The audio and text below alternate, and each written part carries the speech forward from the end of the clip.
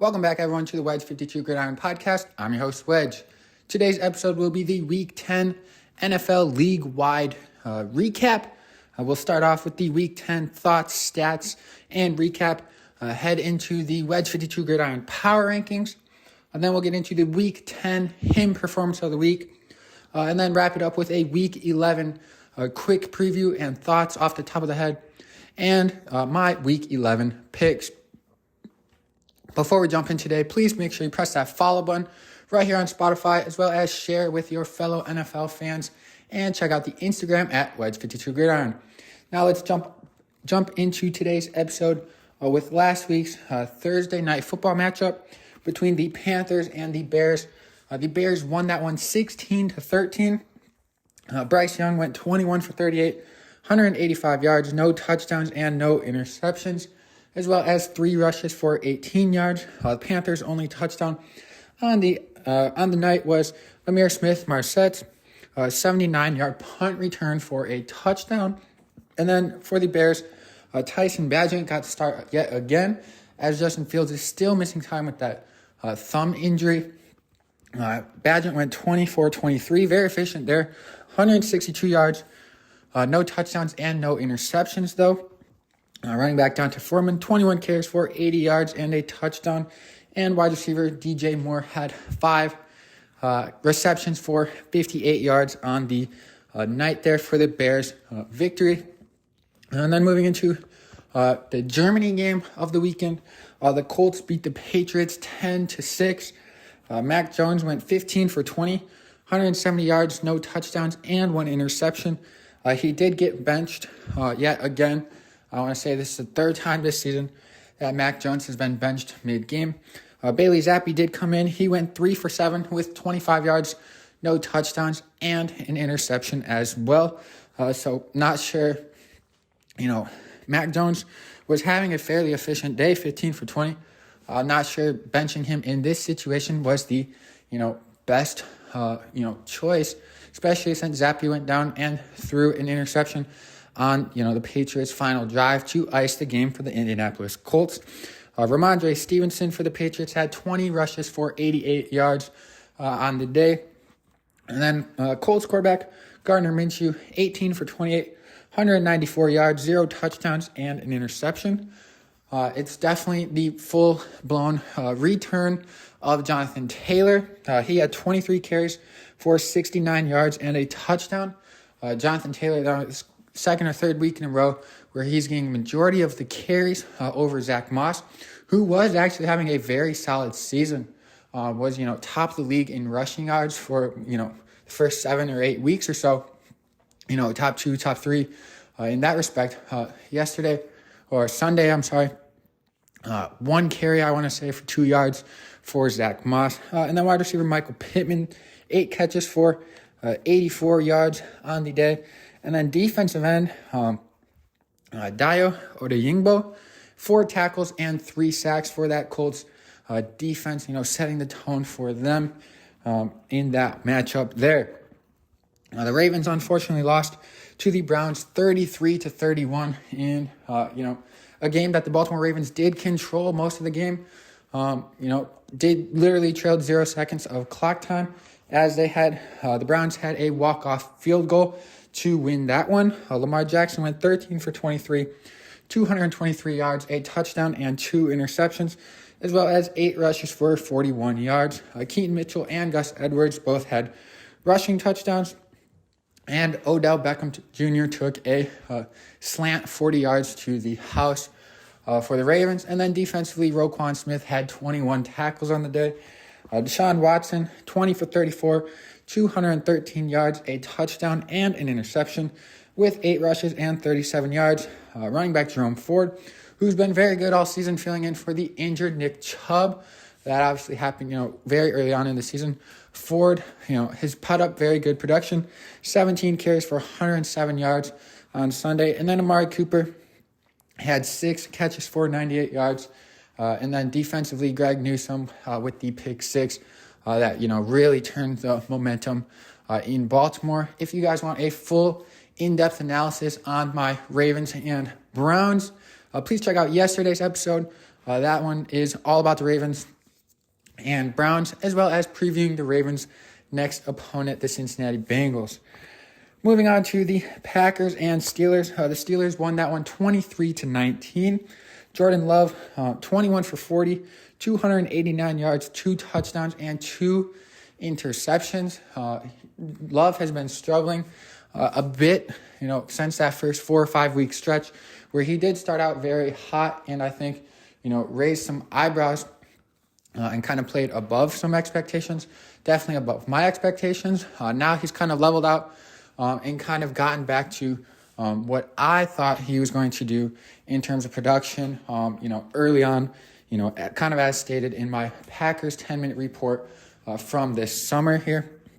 And then A.J. Dillon, 9 carries for 70 yards. And then wide receiver Jaden Reed, rookie wide receiver, 5 catches for 84 yards and a touchdown. He's quietly having himself a very solid rookie season at the wide receiver position. I want to say he's high 400-yard range with 4 touchdowns on the season. Not bad for him as a rookie, potentially putting him in, not quite on par with guys like Jordan Addison, Puka Nacua, Zay Flowers, but, Tank Dell in that conversation. But right after those big 4, probably, Jaden Reed's probably going to be your number 5 best, at least rookie wide receiver, either him or JSN. I would have to dive deeper into that to get a fully confident statement and ranking there. But moving on, for the Steelers, Kenny Pickett went 14 for 23, just 126 yards, no touchdowns and no interceptions. It was the ground game all day long for the Pittsburgh Steelers. Warren had 15 carries for 101 yards and a touchdown, and Najee Harris had 16 carries for 82 yards and a touchdown. So like I said, 180-plus yards and 2 touchdowns from their tailbacks there. And then T.J. Watt defensively, 8 tackles and a sack for the Pittsburgh Steelers. Moving into the Saints and Vikings matchup from Week 10. Vikings took down the Saints 27-19, going 2-0 now with Josh Dobbs. I want to say they're on a 5-game win streak. They're very hot, looking solid, especially without Justin Jefferson, who did not play yet again, although he was activated. His status is more likely for their Week 11 matchup, although we'll have to see how that develops as this week goes on. But in that game, Derek Carr did leave early with a shoulder injury, didn't return. It doesn't seem to be serious from the initial reports, so I would expect him to be questionable and most likely suit up Week 11. He didn't miss time the first time with his shoulder injury, so I don't know. We'll see how that develops. But Derek Carr did go 13 for 18, 110 yards, no touchdowns, no picks before leaving the game. Backup quarterback Jameis Winston did fill in. He went 13 for 25, 122 yards, and in true Jameis Winston fashion, 2 touchdowns and 2 interceptions on the day. And then, Chris Olave had himself a fantastic touchdown catch, in the back corner of the end zone. He had 6 catches for 94 yards and a touchdown on the day for the Saints.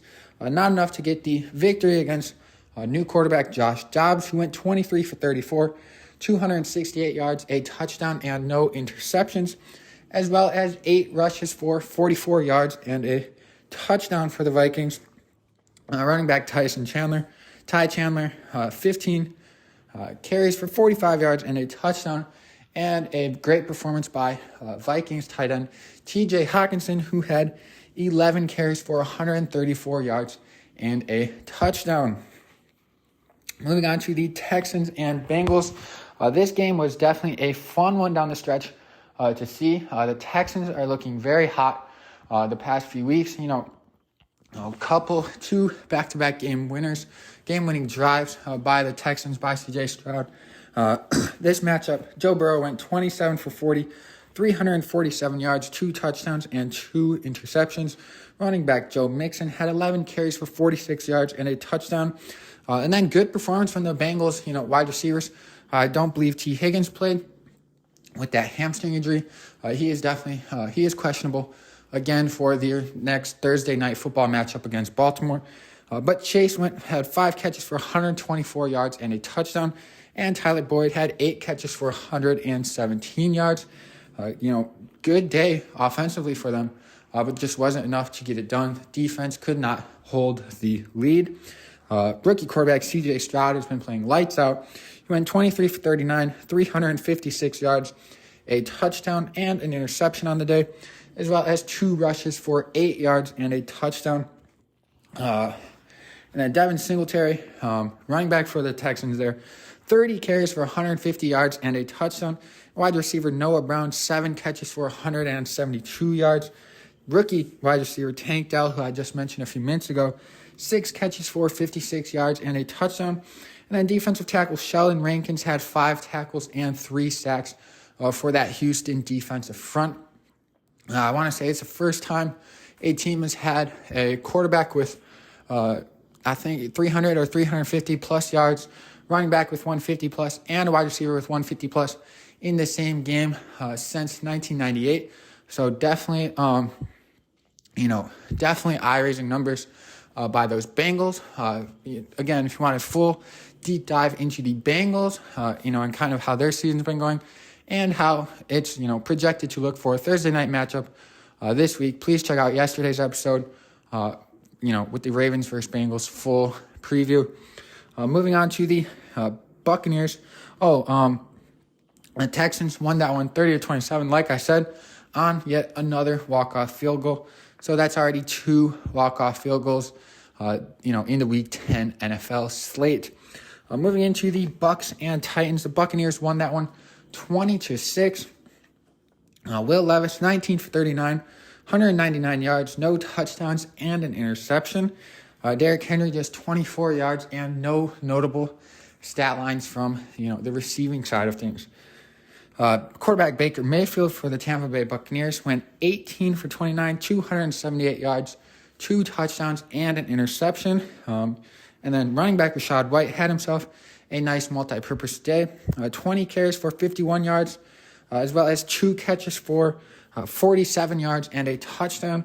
And then Mike Evans continued to have a great season. 6 catches for 143 yards and a touchdown in the victory over the Tennessee Titans. The 49ers returned to action after a bye week, losing 3 games, in a row prior to their bye week, and beat the Jacksonville Jaguars 34-3. Definitely a big win for the 49ers, kind of silenced some of the haters, showed that they belong in that top-tier team conversation after they've raised a lot of eyebrows in their past month. Quarterback Trevor Lawrence for them Jaguars, 17 for 29, 185 yards, 0 touchdowns, and 2 interceptions. So he did struggle a bit on the day. Wide receiver Christian Kirk, 6 catches for 104 yards. And then, that linebacker for the Jacksonville Jaguars defense, one of the better linebackers in the league. Foyesade Olukun, 9 tackles and 2 sacks for them. And then Brock Purdy returned to his, efficient ways, 19 for 26, 296 passing yards, 3 passing touchdowns, and no interceptions on the day.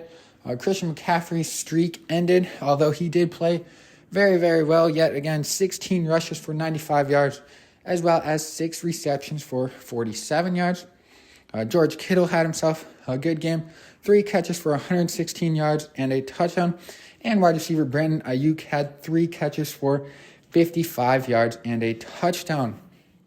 Now heading on to the Lions and Chargers. The Lions took down the Chargers in what ended up being a shootout, 41-38. Both defenses were kind of struggling throughout that game. I didn't write it down, but I think the Chargers scored a touchdown on something like their last 5 or 6 drives, something like that. And the Lions just kept returning it, matching the score, matching, until they ended up winning on a walk-off field goal, 41-38. Justin Herbert went 27 for 40, 323 yards, 4 touchdowns, and an interception. Austin Eckler continued to be, a dual threat running back, 19 carries for 67 yards and a touchdown, as well as 4 catches for 48 yards And Keenan Allen had himself another spectacular game. 11 catches for 175 yards and 2 touchdowns in the loss to Detroit. Quarterback Jared Goff, 23 for 33, 333 yards and 2 touchdowns. No interceptions on the day. And then Amon-Ra St. Brown, his favorite target, 8 catches for 156 yards and a touchdown. Amon-Ra St. Brown has been on an absolute tear this season, kind of overlooked, by the great seasons of Tyreek Hill and A.J. Brown. But a couple of guys also have been having very good seasons. Amon-Ra St. Brown and CeeDee Lamb, Keenan Allen, that's that for Amon-Ra. But those Detroit Lions running backs, they were eating big against the Los Angeles Chargers. David Montgomery, 12 carries for 116 yards and a touchdown. And rookie running back Jahmyr Gibbs, 14 carries for 77 yards and 2 touchdowns, as well as 3 catches for 35 yards. Moving into the next matchup, the Cardinals took down the Falcons 25-23 on a walk-off field goal. Taylor Heineke, 8 for 15, 55 yards, a touchdown, and no interceptions, as well as 4 rushes for 34 yards. I do believe he exited the game, and Desmond Ridder did come in. But rookie running back Bijan Robinson, 22 carries for 95 yards and a touchdown on the day. Kyler Murray, in his return to the NFL field after missing the entirety of this season so far, as well as half of last season with that ACL injury, he returned and was able to do enough to get his team a victory. Congratulations to Kyler Murray on that return. He went 19 for 32, 249 yards, 0 touchdowns, and an interception, as well as 6 rushes for 33 yards and a touchdown. Also the return of running back James Conner, who was having a solid, first couple of weeks. When he went down, he had 16 rushes for 73 yards on Sunday. Wide receiver Trey McBride had 8 catches for 131 yards. And then Cardinals linebacker B.J. Ojulari, 8 tackles and 2 sacks for that Cardinals defense, pushing the Falcons to lose. I'm pretty sure their second straight, and that defense that was, pretty decently ranked, has kind of been crumbling a little bit the past couple of weeks.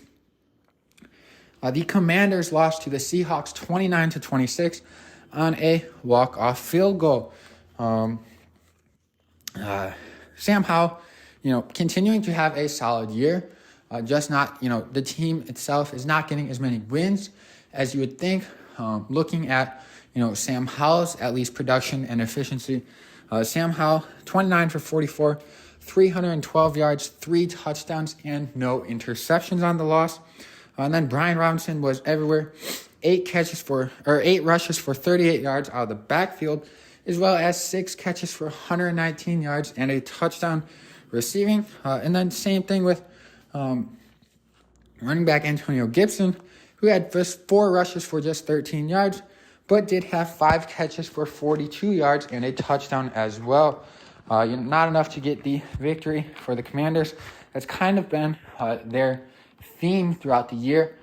So close, yet not finishing the job. The Seahawks quarterback Geno Smith, 31 for 47, 369 yards, 2 touchdowns, and no interceptions. Running back Kenneth Walker, 19 carries for 63 yards, as well as a 64-yard touchdown reception. DK Metcalf, 7 catches for 98 yards, and Tyler Lockett, 8 catches for 92 yards and a touchdown in the victory. The Cowboys absolutely annihilated the Giants for the second time this season. The Cowboys won that one 49-17 in Dallas. Quarterback Tommy DeVito for the Giants, 14 for 27, 86 yards, 2 touchdowns, and an interception, as well as 7 carries for 41 yards. Running back Saquon Barkley, 13 carries for 66 yards. On the flip side of that one, Dak Prescott had himself a day, 26 for 35, 404 yards, 4 touchdowns, and 1 interception, as well as 2 rushes for 17 yards and a touchdown. His running mate also had, incredible day. CeeDee Lamb, 11 catches for 151 yards and a touchdown, as well as a 14-yard rushing touchdown, for the Cowboys there. And then wide receiver Brandon Cooks, 9 catches for 173 yards and a touchdown. And wide receiver Michael Gallup, 2 catches for 70 yards and a touchdown. So overall, great day for the Dallas Cowboys passing attack. Also, shout out Cooper Rush, who did get some action in that game. Fire up Chips. We'll shout out Cooper Rush every single time he gets in the game. Shout out Chips. And then defensively, Darren Bland got himself another interception on the season. He's been a ball hawk, not quite like Geno Stone, but Deron Bland is having himself a great year defensively over there in Dallas. The Jets took on the Raiders on Sunday Night Football. The Raiders won that one 16-12. Zach Wilson, 23 for 39, 263 yards, 0 touchdowns, and an interception, as well as 4 rushes for 54 yards. His wide receiver, Garrett Wilson, had 9 catches for 93 yards, and former Central Michigan Chippewa, Tyler Conklin, 7 catches for 70 yards in the loss to Las Vegas. Quarterback Aiden O'Connell, 16 for 27, 153 yards, a touchdown, and an interception. Running back Josh Jacobs, 27 carries for 116 yards on the night, and wide receiver Devontae Adams, 6 catches for 86 yards. And then on Monday Night Football, the Denver Broncos took down the Buffalo Bills 24-22 on a last-second game-winning field goal. They originally missed the field goal with 9 seconds left, but the Buffalo Bills had 12 men on the field. They re-kicked from 5 yards closer, and the Denver Broncos came out with the victory. Josh Allen struggled. He went 15 for 26, 177 yards, a touchdown, and 2 interceptions, as well as a fumble. He did, though, on the ground, have 4 rushes for 13 yards and a touchdown. And then James Cook, 12 carries for 109 yards, but also did have a fumble as well. So 4 fumbles caused by that Denver defense last night definitely helped propel them into that victory. I say last night, I'm recording the night prior to release, yada, yada. So, good performance by that Denver defense, definitely the best one of this season.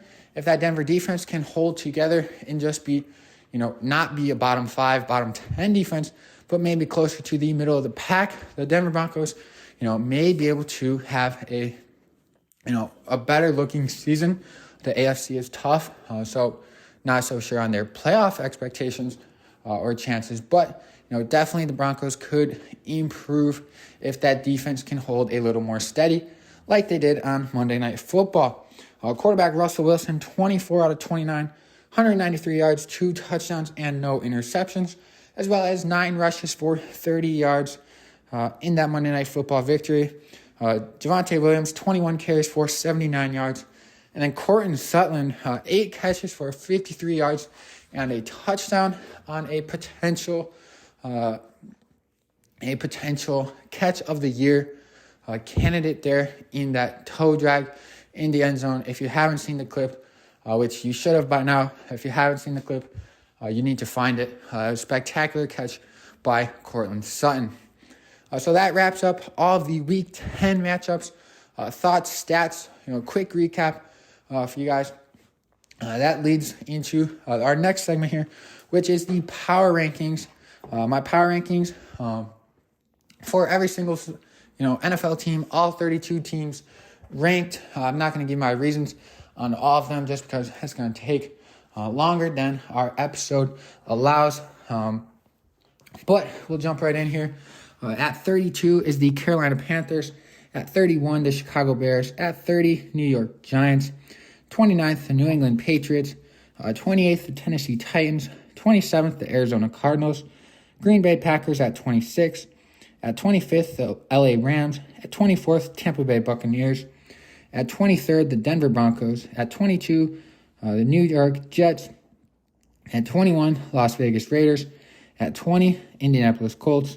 At 19, Atlanta Falcons. At 18, Washington Commanders. At 17, Pittsburgh Steelers. At 16, The LA Chargers at 15. The New Orleans Saints at 14. The Minnesota Vikings at 13. The Buffalo Bills at 12. The Seattle Seahawks at 11. The Cincinnati Bengals at 10. The Houston Texans at 9. The Jacksonville Jaguars at 8. The Cleveland Browns at 7. The Dallas Cowboys at 6. The Miami Dolphins. And then now for the top 5. In 5th is the San Francisco 49ers. They jumped up a little bit after having a very, very good dominant performance against a Jaguars team that has been very solid so far this season. The Lions, they remain at 4. The Baltimore Ravens dropped to 3 after losing to the Cleveland Browns. And then the Chiefs move up to the 2 spot after a bye week. The Ravens lost to a good team, but Ravens lost, so the Chiefs get the bump there. And then remaining at number 1 is the Philadelphia Eagles. The biggest climbers this week in my Wedge 52 Gridiron Power Rankings are the Texans at +6 spots, as well as the Browns and Broncos at +4. And the biggest loser in this week's updated power rankings is the Buffalo Bills, who dropped 3 spots in the Wedge 52 Gridiron Power Rankings. Please make sure to check out the Instagram, comment on this episode, this podcast episode's post, your thoughts on my power rankings for this week. Next up, I will be announcing the hymn performance of the week 10. A couple of the candidates this week, names that were in the running for the hymn performance of the week 10 include Devin Singletary, Keenan Allen, Dak Prescott, and CeeDee Lamb. And this week's winner of the hymn performance of the week is quarterback Dak Prescott. He went 26 for 35, 404 yards, 4 touchdowns, did have an interception, but very solid quarterback rating of 138.3, and 2 rushes for 17 yards and a touchdown. Dak Prescott was absolutely incredible, finding CeeDee Lamb, finding Gallup, finding wide receiver, Brandon Cooks. Dak Prescott was lights out, against that, Giants team. The Cowboys have beat the Giants, like 100-something to 30 or something this season. Congratulations to Dak Prescott on being the hymn performance of the week 10 winner. Moving into the week 11, quick preview of every single matchup. I'll just give my quick thoughts off the top of the head. I have no notes. It's just going to be initial thoughts. Maybe something I'll be looking at. Maybe something I'm going to be, hoping to see, or, things like that, things of that nature. This week 11 starts off Bengals at Ravens. Check out yesterday's episode if you want my thoughts on that matchup. Go Ravens. It's going to be primetime in Baltimore. Moving on, the Bears are at the Detroit Lions. This is a divisional matchup. Very, very poor, struggling Bears team. And the Detroit Lions offense, Detroit Lions team that is looking to, revamp, re-electrify, that team that we saw from the Detroit Lions up until that Baltimore game. Then they had their bye, and then they performed, played very well against the Chargers, putting up 41 points in LA. The Titans take on the Jaguars in Jacksonville. The Titans have been struggling all season. Jaguars kind of just played what I would say definitely their best opponent of the year. Jaguars have been having a good season, ranked high by a lot of people.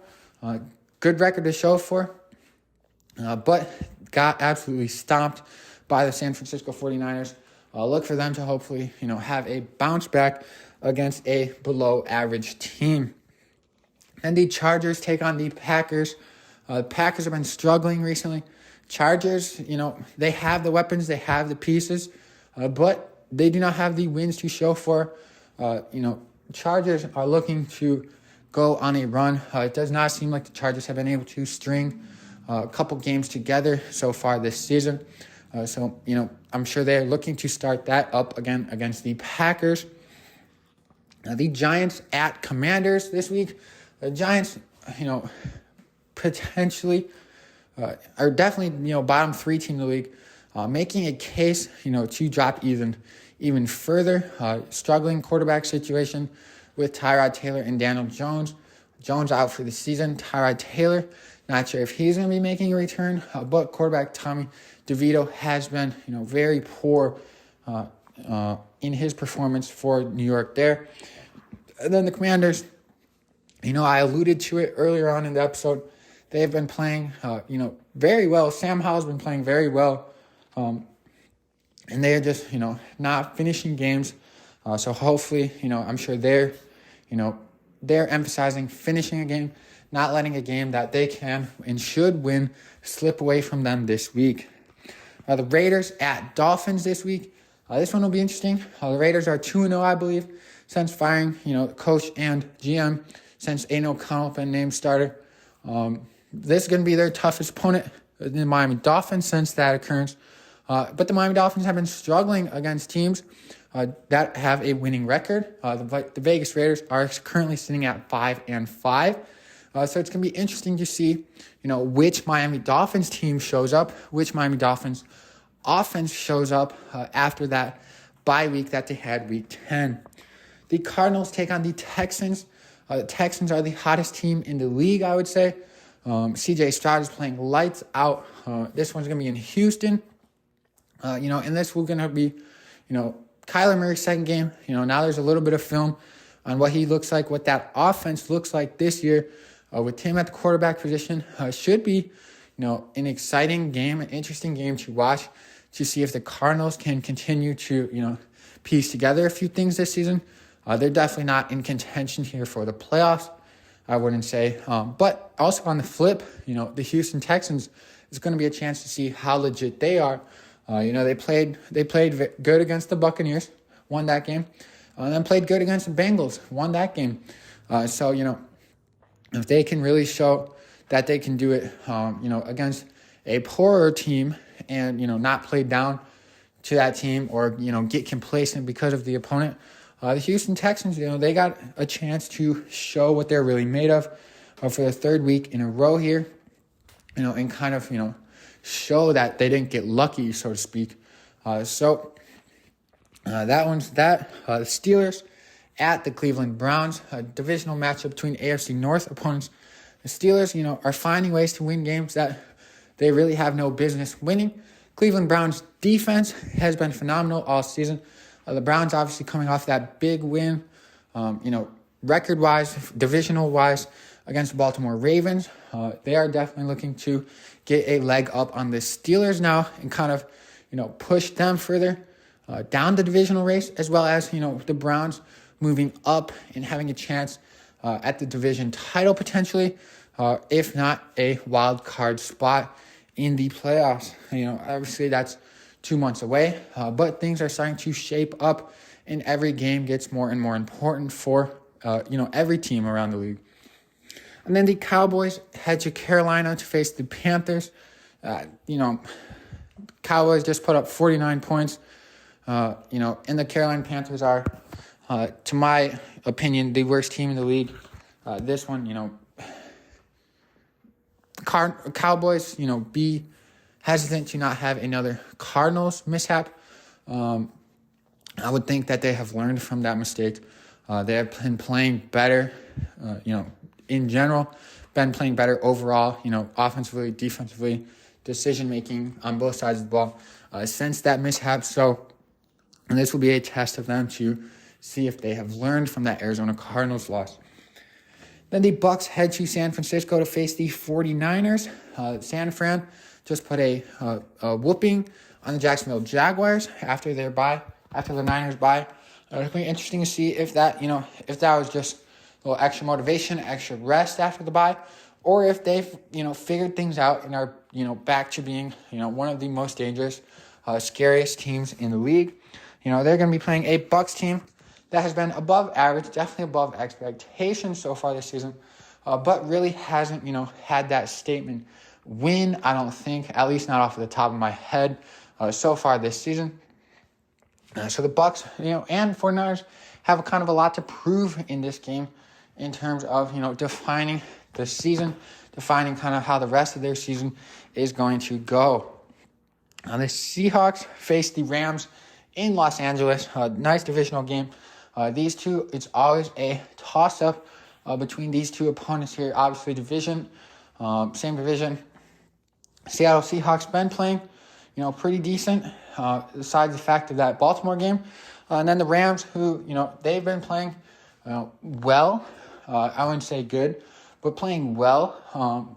And Matthew Stafford always has his team in a position to, fight for a chance to win, especially, in games like this, divisional games.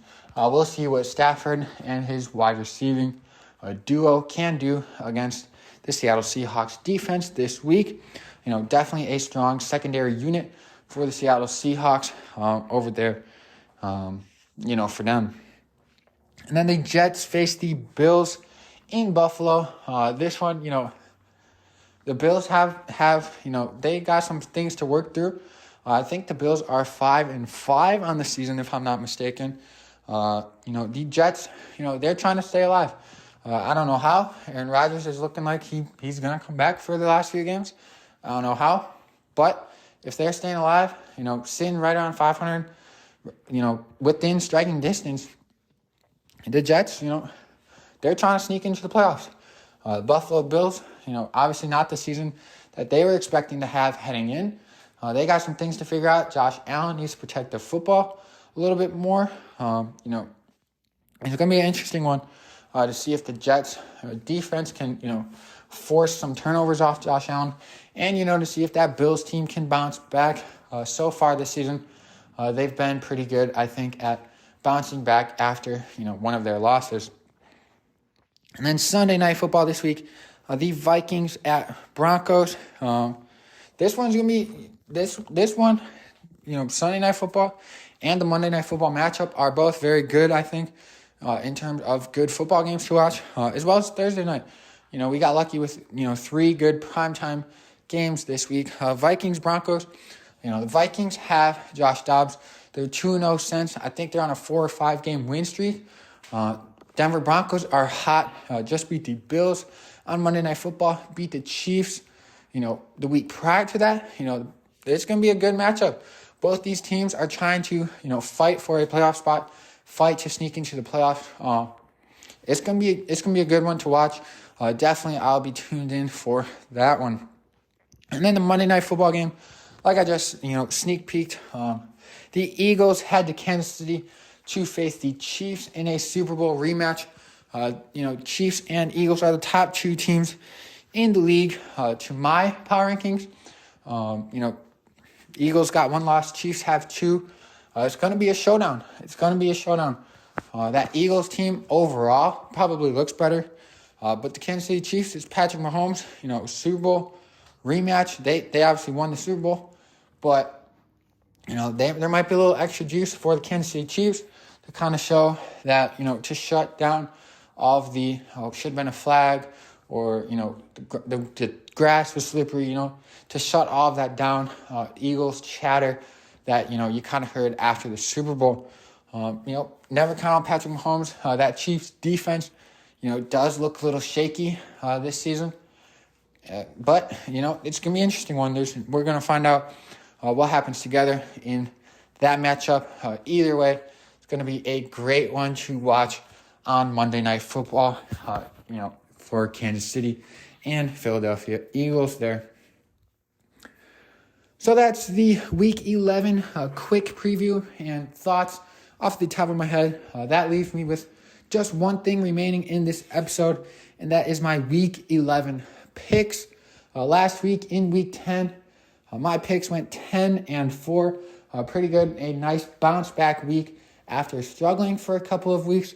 But that's NFL. Anything can happen any given Sunday. So far on the season, my current record is 96-54, which is good for a 640 win percentage so far on my picks this season. Let's get into the Week 11 picks. I'm taking Ravens over Bengals, Lions over Bears, Jags over Titans, Chargers over Packers, Commanders over Giants, Dolphins over Raiders, Texans over Cardinals, Browns over Steelers, Cowboys over Panthers, 49ers over Bucks, Seahawks over Rams, Bills over Jets, Broncos over Vikings, and Chiefs over Eagles. That's all I have for today's episode of the Wedge 52 Gridiron Podcast. If you guys made it this far, thank you all so much for listening. I greatly appreciate it. If you could, please press that follow button right here on Spotify, as well as on Instagram, and share this podcast with your fellow NFL and Baltimore Ravens fans. Go Ravens.